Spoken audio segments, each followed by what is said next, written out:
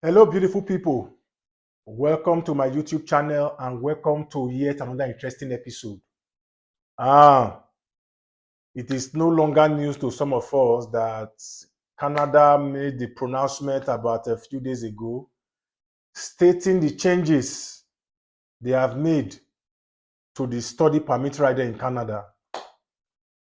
That news was huge.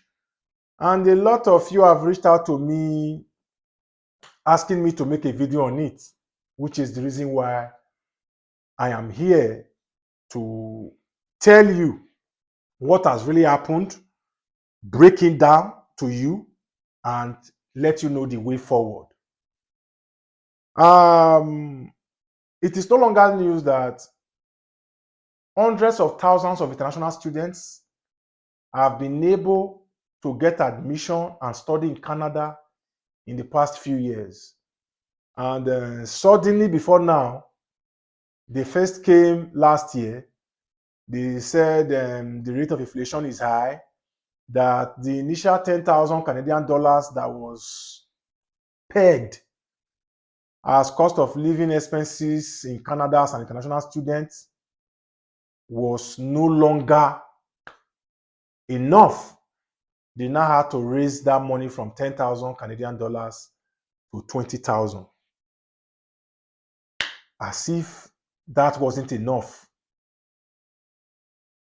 2 days ago, they made a pronouncement stating different changes to the study permit right there in Canada.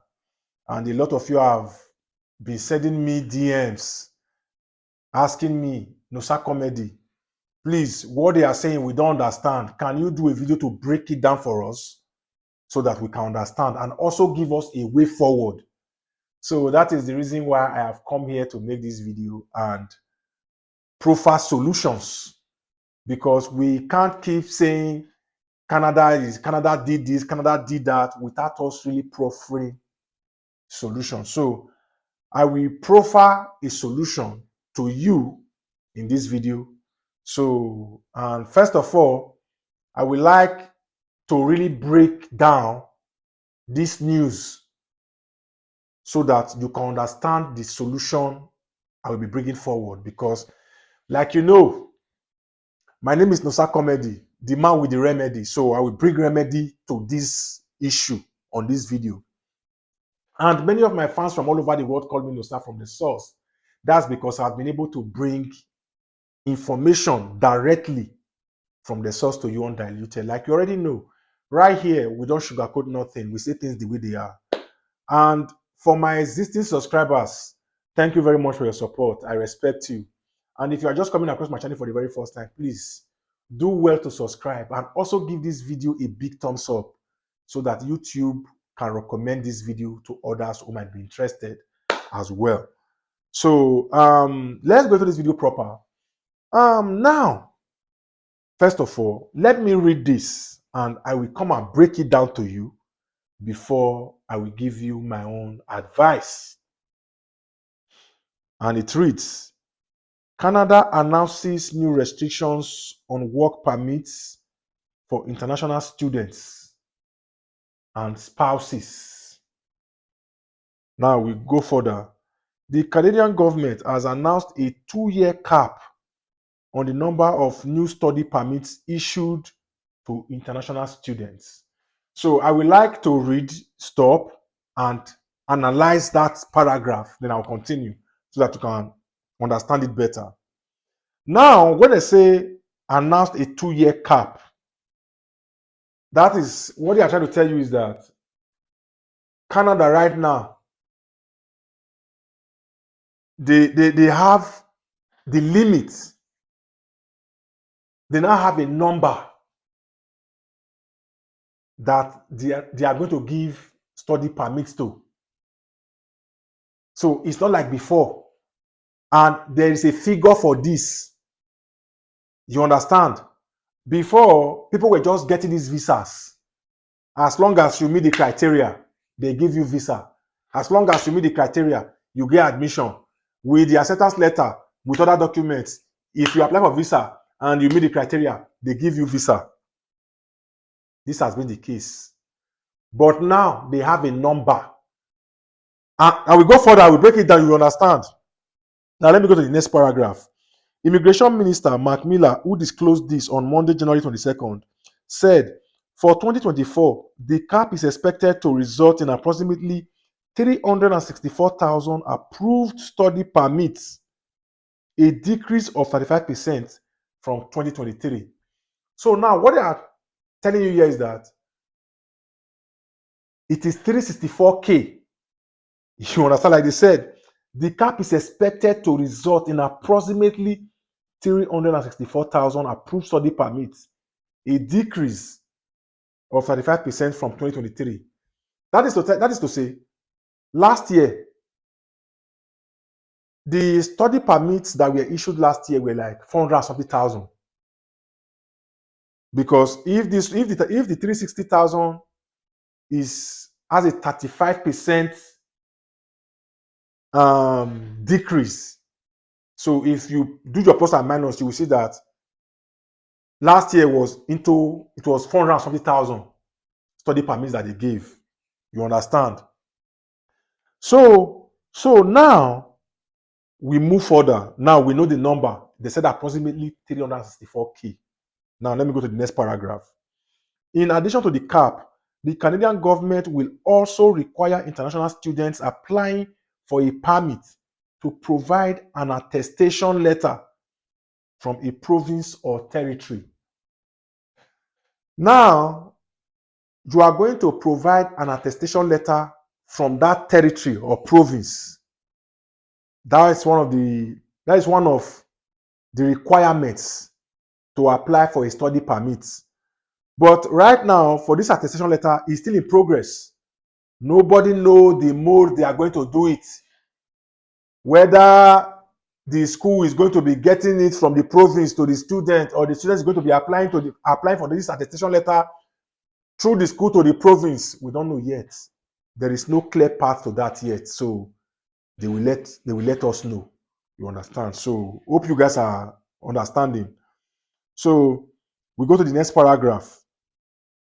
Miller also announced changes to the post-graduation work permit program, stating that from September 1st this year, international students who begin a program that is part of a curriculum licensing arrangement, where a private college has been licensed to deliver the curriculum of an associated public college, will no longer be eligible for a postgraduate work permit. Now, let me break this down to you, like I'm doing it paragraph to paragraph. Right there in Canada, there are private colleges who are affiliated to some public colleges that are DLIs. These public colleges, they run postgraduate work permit eligible programs. So because of their affiliation with this private school may have a campus where they are running the curriculum of that school.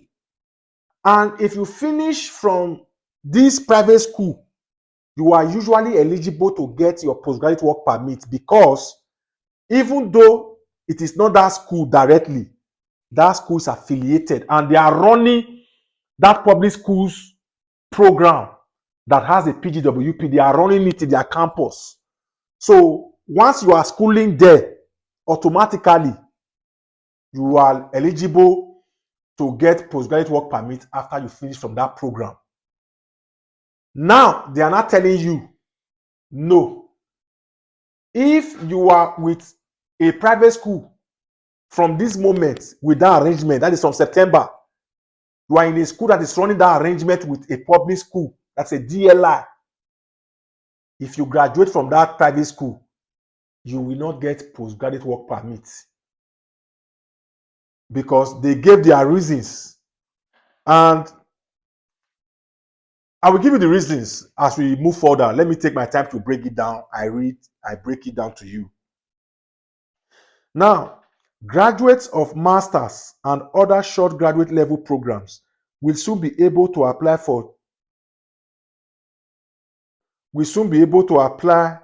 for a 3-year work permit. Open work permit will also be made available to the spouses of international students in master's and doctoral programs. So what they are telling you here is that graduates of master's and other short graduate level programs will soon be able to apply for a 3-year work permit. Before now, it used to be 1 year or 2 years. 2 years. So now they'll be able to apply for a 3-year work permit. And also, from the last two lines, and it states open work permit will also only be made available to the spouses of international students whom in masters and doctoral programs. That is to say, from September 1st, open work permit will only be available for spouses of students who are studying for their masters and PhD programs, not bachelors. That is what they are telling you here. So if you are going to Canada with your spouse, and you are going there for a first degree, that's a bachelor's degree, your spouse will not qualify for a spouse open work permit. That's what they are telling you. So we move. According to him, this measure are to ensure that as future students arrive in Canada, they receive the quality of education that they signed up for and the hope that they were provided in their home countries. It would be a disservice to welcome international students to Canada knowing that not all of them are getting the resources they need to succeed in Canada. Allowing bad actors to continue their operations would be a disservice to all the good institutions who pride themselves on providing a top-tier academic experience. Now, it went further. It is unacceptable that some private institutions have taken advantage of international students by operating under-resourced campuses, lacking support for students, and charging high tuition fees, all the while significantly increasing their intake of international students. So now, the reason why they are telling you that if you finish from a private school who has an affiliation with a public school that is a DLI, you won't be eligible for postgraduate work permit. The reason why they are canceling that right now is that they said the private schools in Canada, they have not really raised their game when it comes to taking care of international students. Most of them will just open campuses that is under-resourced. All the things these international students need to succeed, they don't find it in this campus. And these private schools, they have raised the number of intake more than what they should. That is to say, if a private school in Canada is supposed to have an intake of maybe 3,000 students a year, because they have now seen that international students are bringing the money, they will decide to be giving admission to 8,000, 6,000, 5,000. And when these students come into Canada, they don't have the necessary tools and enough equipment to succeed, which is one of the reasons why they are taking these steps. And one of the reasons why they are taking all these steps, like they said, is that Canada is facing housing crisis and inflation is on the rise right there in Canada.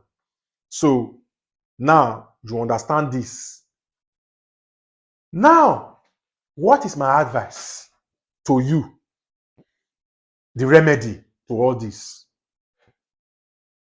The remedy to all this is one, you can exercise other options. It must not be Canada. It must not be Canada. There are schools in Europe. Do your due diligence. There are schools in Finland that are free. There are schools in Finland, Germany, and Iceland that are free. There are schools there that are not expensive as well. There are schools here in the US. But the foreign exchange rate has not really been fair to most Africans.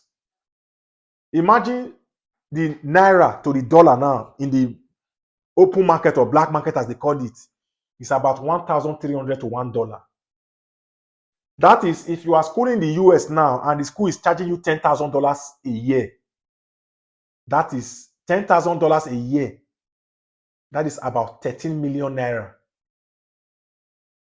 But if the dollar was like 300 to $1, $10,000 tuition fee will be 300,000 naira.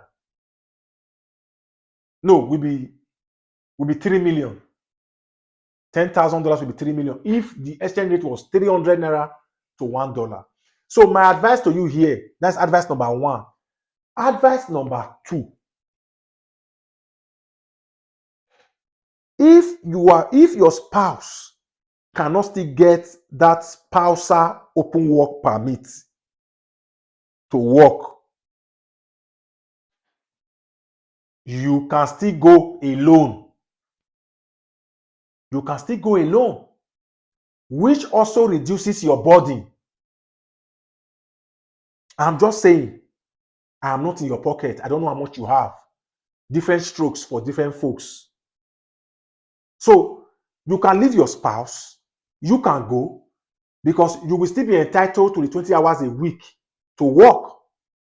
And in some cases, as at last year, some students right there in Canada were working full-time,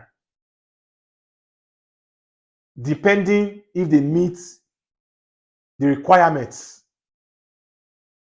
This is remedy number 2. Remedy number 3,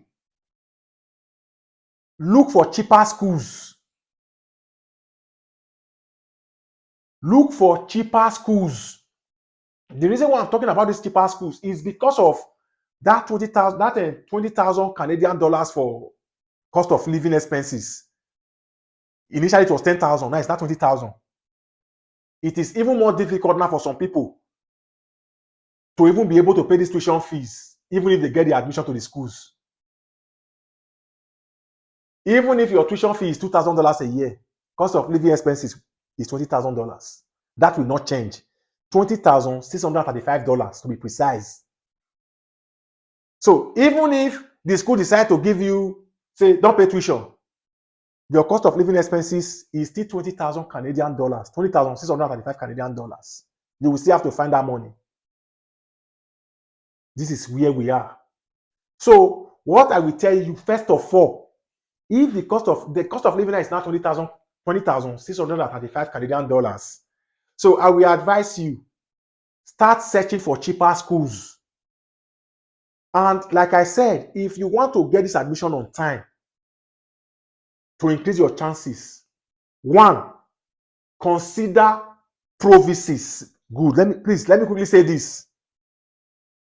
Also, they also announced that these numbers of study permits, they are going to share it among the provinces.